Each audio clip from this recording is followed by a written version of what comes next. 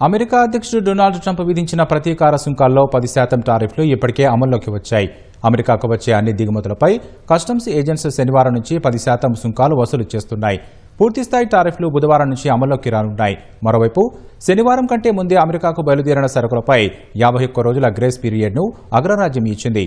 ఆలోగా అవి అమెరికాకు చేరుకుంటే ప్రతీకార సుంకాల నుంచి మినహాయింపు ఉంటుంది.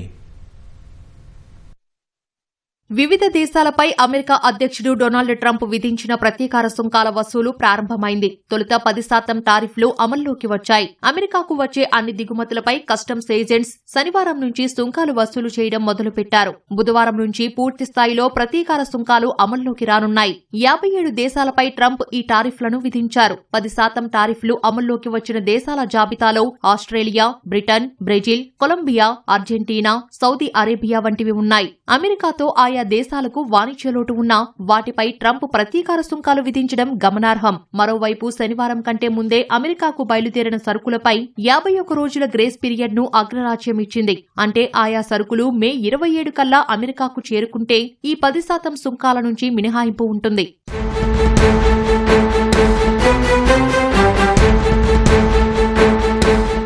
బుధవారం నుంచి ట్రంప్ విధించిన పూర్తిస్థాయి ప్రతీకార సుంకాలు అమల్లోకి వస్తాయి. ఇవి 11 నుంచి 50% వరకు ఉన్నాయి. ఐరోపా సమాఖ్య నుంచి అమెరికాకు వచ్చే వస్తువులపై 20% టారిఫ్, చైనా ఉత్పత్తులపై 34% అమల్లోకి రానుంది. గతంలో విధించిన సుంకాలను కలుపుకుంటే మొత్తంగా చైనా వస్తువులపై 54% సుంకాలు వసూలు చేస్తారు. ఇప్పటికే చైనా కూడా అమెరికా నుంచి దిగుమతి చేసుకునే వస్తువులపై 34% సుంకాలు విధించింది.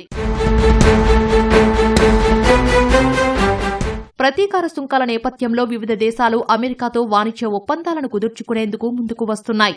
Bharat, Vietnam, Israel, Japan, Taiwan, Italy తదితర దేశాలు అమెరికాతో చర్చిస్తున్నాయి. ట్రంప్ ఏర్పాటు చేసిన department of government efficiency DOGE సారథి ప్రపంచ కుబేరుడు ఎలన్ మస్క్ ప్రతీకార సుంకాలపై కీలక వ్యాఖ్యలు చేశారు.